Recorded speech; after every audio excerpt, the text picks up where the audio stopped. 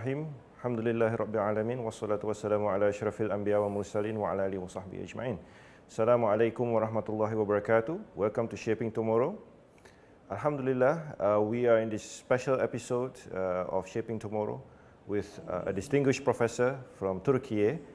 His name is Professor Dr. Recep Senturk. Assalamualaikum, Professor. Waalaikum salam wa rahmatullahi. Thank you for joining us. You're welcome. You're most welcome. It's a pleasure to be in your program. Alhamdulillah. So, Professor, we are right now, in fact, we are in Sarawak, and you just delivered in an international conference of Muslim scholars. And yesterday, there was a launch, and we were graced by the Premier of Sarawak, the most distinguished leader in Sarawak, and you had the opportunity to meet him and present to him your book, which we'll be talking about, inshallah, in another episode, as well as you presented to him a very important idea in Muslim civilization, which you argue distinguishes Islamic civilization from other civilizations. Could you perhaps introduce our audience to this idea that makes the Islamic civilization different from other civilizations? Professor. Yes. Islamic civilization is distinguished from other civilizations with the way it develops how to administer the state, how to administer society. Yes. And this is ultimately called Nizamul Alam. It means social order or world order, and how this order in society is to be established. Right. So throughout the history and even today, all political systems in the world, yes, they try to establish order in society. But what's the way to do it? Yes. And the common way to do it in the world, yes, in non-Islamic civilizations, is through establishing a pyramid-like administrative system. Right. So the ruler or the admin is at the top, and the subjects are in the bottom. Yes. And there's a gap between them. So this pyramid-like structure, but Islamically, Muslims develop a different structure. Yes. It is circular. It's circular. Yeah. And this is what Ibn Khaldun calls Da'iratu Siyasa. Yes. And Ibn Khaldun argues that there are two visions of politics in the world, even in other civilizations, in Chinese, in Indian, in Persian, and Greek civilizations.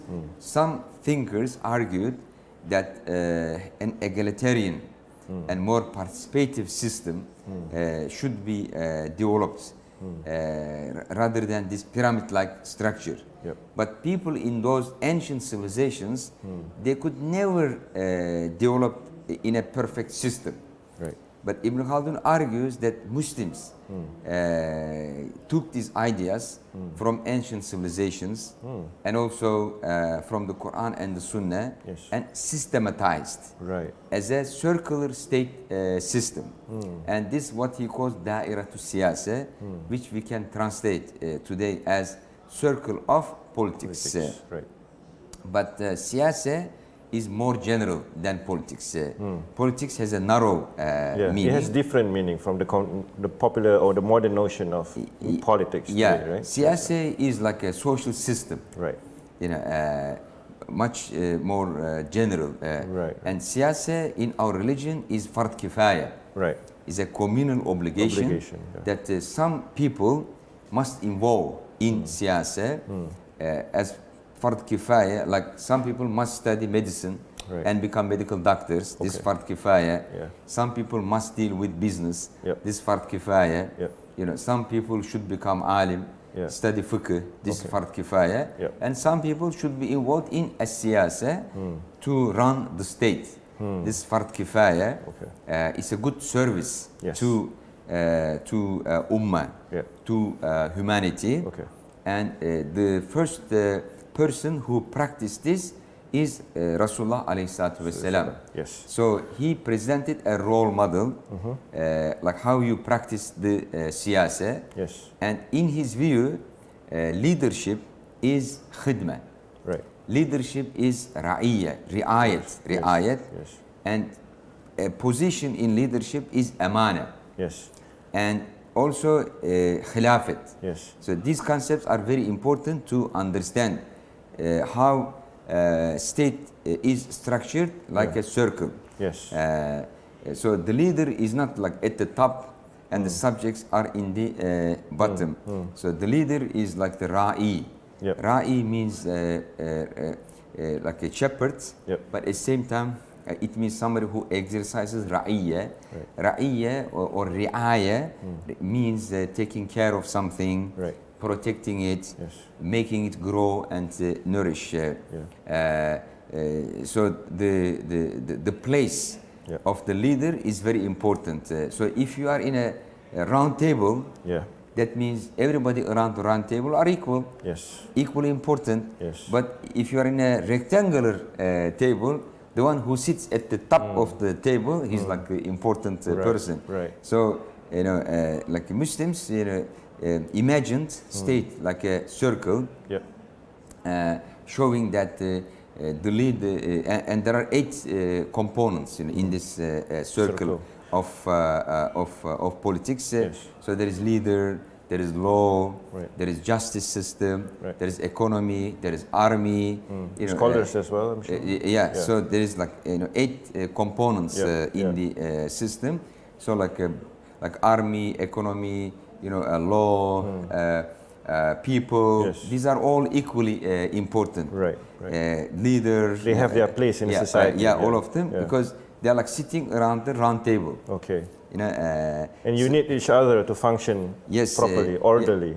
Also, like if one is missing, the circle collapses. Okay. So this shows like each component is equally important with the others, and nothing should be neglected. So economy is very important, law is very important, and justice you know, is very important in this circle. Okay, Prof, before we get you to elaborate further on the details of the circle, or briefly at least, it's very well known, at least in scholarship, that this is a widely practiced model for centuries, even before Islam, and then subsequently as when Muslim governments and scholars adopted it, it made it more perfect, as you said. But can you tell us a bit how it was adopted, to what extent it was applied and practiced, perhaps in the history, in the Muslim's history, for example? I mean, the first person who established state as a circle, circle structure, is Rasulullah alayhi wasallam, and Ibn Khaldun makes it clear in his drawing about the Da'iratu Siyasa. He says, as-sunnatu siyasatin. So the sunnah of Rasulullah sallallahu offers us a siyasa. Because Rasulullah sallallahu had like many roles. One of the roles he had was serving as a ruler. This is part of his sunnah. As head of the state. So how he practiced politics, how he practiced leadership, how he practiced, you know, ruling the state. So everything he did in this domain produced what Ibn Khaldun called as-sunnatu siyasatun. Siyasa sunnah. As-sunnah as-siyasiyya. The political sunnah or administrative sunnah. The sunnah that's about how you administer. You know, how you rule your society and people around you. But what's important is that this circular system of administration is not only limited to the state. It should be implemented in all organizations.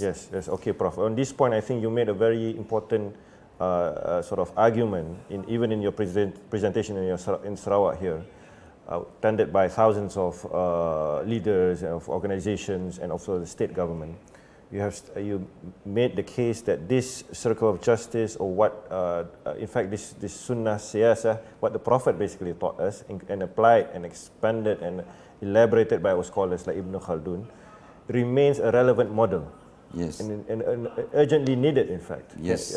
Which is, so it's not only a historical thing we reminisce and study on, but something we urgently need to apply. Yes, Professor? Yeah. This circle of politics has been adopted and implemented by many Islamic states all over the history. And one of them is the Ottoman state. Yes, and one of the greatest in our history in terms of achievements. This is the secret why it survived for 7 centuries. And ruling like very large areas in Middle East, North Africa, Balkans, and becoming like the single superpower in the world for so many centuries. So that's the secret behind it. And it's very well known that the Kınalızade, the most prominent Ottoman political thinker, he drew the same circle, and he called it Dairatul Adalet, circle of justice, because politics is process, justice is outcome in Islamic civilization. So the process of politics must produce justice, Adalet, because our scholars accept that only with Adalet and organization, a society and state, civilization can survive. If there is no Adalet, no justice, then organization will collapse, state will collapse, society will collapse. So this system of administration or management has been implemented in all our organizations, and today there's a crisis in the world. In the state system. And organizations. And organizations in the management systems.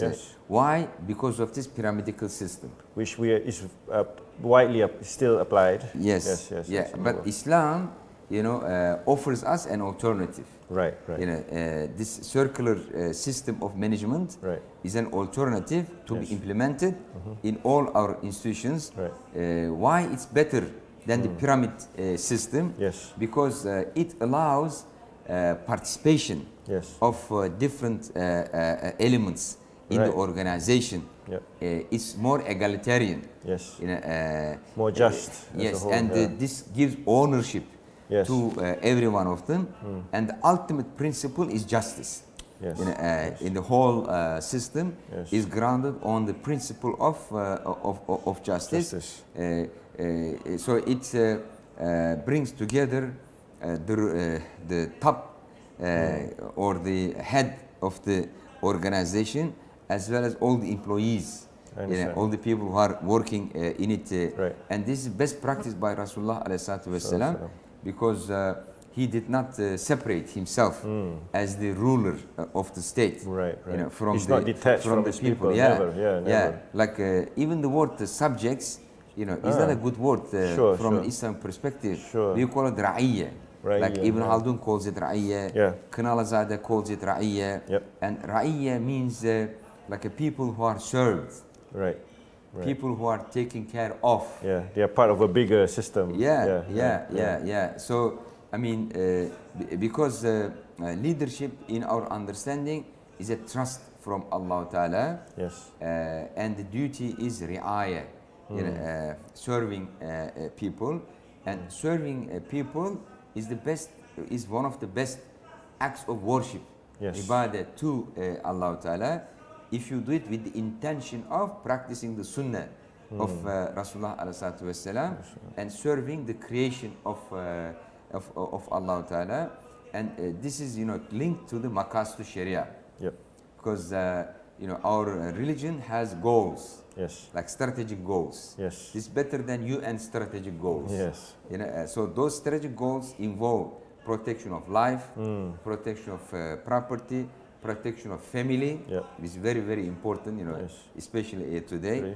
Protection of religion, protection of honor and dignity, and protection of mind, akal. These are like the strategic goals.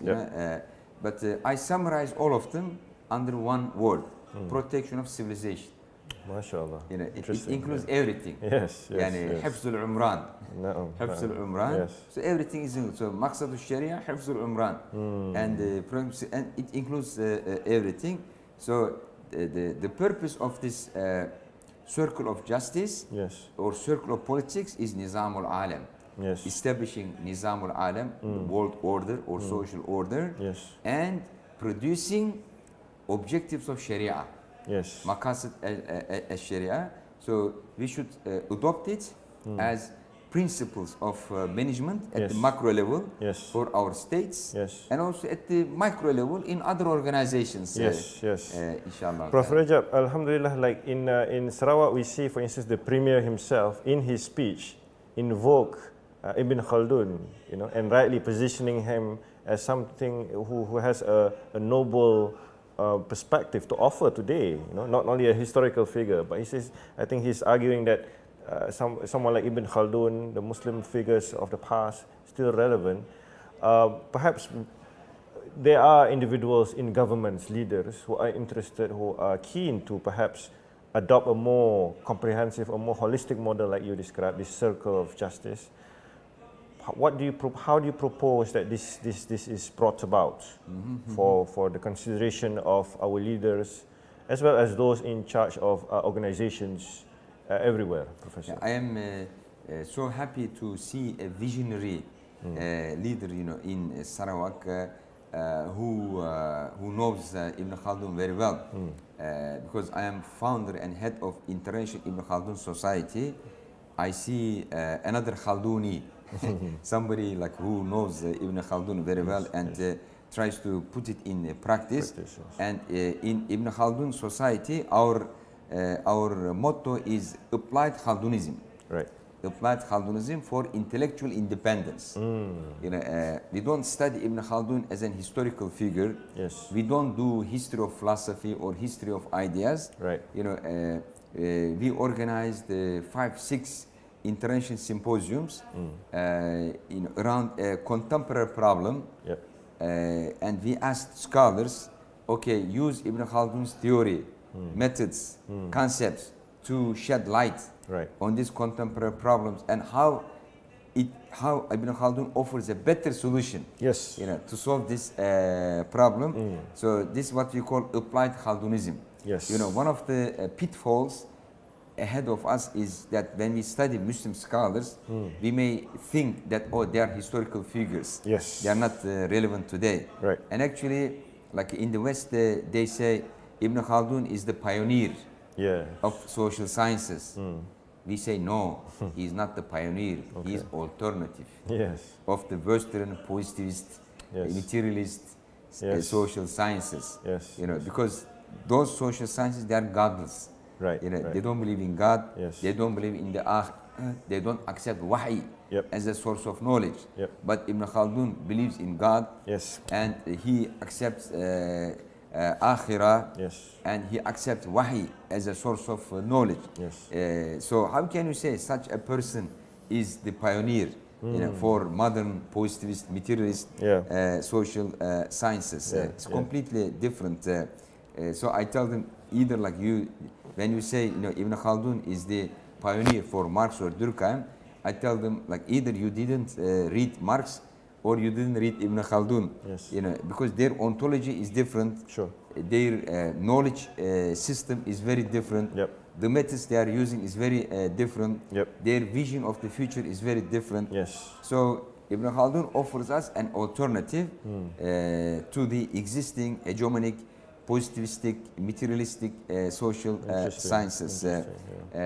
So our goal as International Ibn Khaldun Society is to promote Ibn Khaldun as an alternative, and the best way to do so by applied Khaldunism. Interesting. And the Premier's speech, you know, made me really happy that you know, he also adopts the same view, because he wants to get ideas from Ibn Khaldun and implement it. You know, so this is what we call applied Khaldunism, and this is very much needed for intellectual independence of our societies. Okay, Prof. We have about 5 minutes to conclude, Prof. Of course, we'd love to have you for a longer time, and this is a very important subject, doesn't do justice to the subject and what you have to say in terms of what it can do for our world today.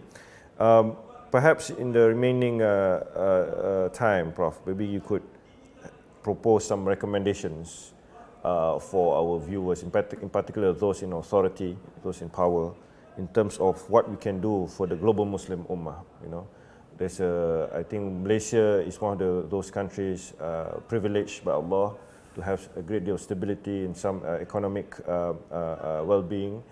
And also I think we have the capacity, like we witness here in Sarawak, have the intellectual capacity, the administrative capacity. What would you propose some of the most urgent things we need to do, for the Ummah? Yes, I think the most urgent thing is to take care of the moral aspect as well. Yes. Because Ibn Khaldun warns us, alert us that economic development and prosperity and increase in wealth has a negative impact on the moral fabric of society. Interesting. On solidarity, which he calls asabiyya. So increase in wealth makes people feel that they don't need others anymore. They can survive relying on their own resources. So this undermines solidarity, undermines morality, and this weakens society. So it's a paradox. The more you develop economically, the more you are at risk morally, and if the moral foundations erode, then society collapses. So that's why our leaders should not focus exclusively on economic sustainability, political sustainability, or environmental sustainability. They should focus on civilizational sustainability, which includes everything, along with these material aspects, moral sustainability, cultural sustainability. So on the one hand, we should develop economically, but on the other hand, we should strengthen, solidify moral foundations of our society, in particular our youth. So it's very important. They should go together, but exclusive focus on one side will eventually make the society collapse. This is what I call Ibn Khaldun paradox, because according to Ibn Khaldun, in the life of a state or society or civilization, there are 5 stages. In the first stage, morality is very strong, social unity is very strong. People are bound to each other, and they are courageous. They have strong leaders. But then they develop economically. They become more prosperous. They have like more wealth, more power. But paradoxically, this undermines the society and causes eventually death and collapse and decay. So our leaders should focus on civilizational sustainability rather than like adopting UN sustainable goals, which focus only on the material aspects. So which focus on the moral side of it. So Islamic morality needs to be sustained. In order to make sure our social system sustains. But you cannot sustain Islamic morality without sustaining Islamic knowledge system. I call it epistemic sustainability. Knowledge sustainability. And the most distinguished aspect of Islamic knowledge is that we accept reason as a source of knowledge. We accept sense perception as a source of knowledge. But we also accept wahi, divine revelation, as a source of knowledge. So in our education system, cultural system, our leaders should make sure that wahi is maintained as a source of knowledge. And this requires intellectual independence from the materialist science culture of the positivist. Because they teach there is only material world and there is only one source of knowledge through empirical methods. We are empirical but not empiricist. Sure. We are rational, but we are not rationalists. Yes, yes.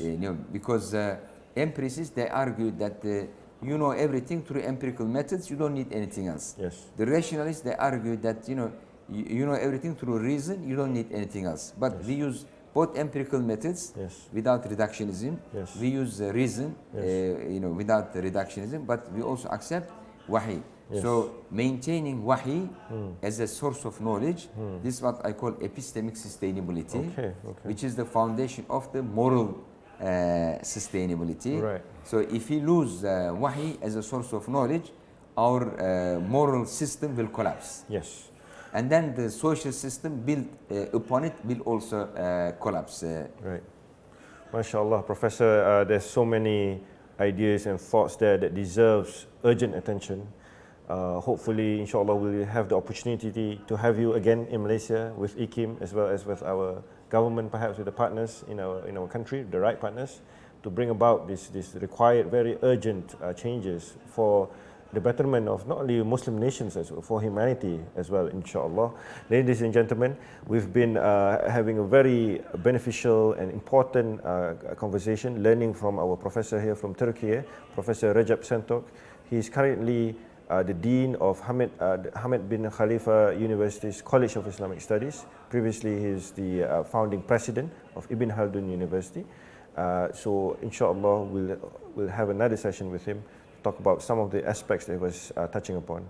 Alhamdulillah, wa billahi tawfiq wal hidayah. Wassalamu alaikum wa rahmatullahi wa barakatuh.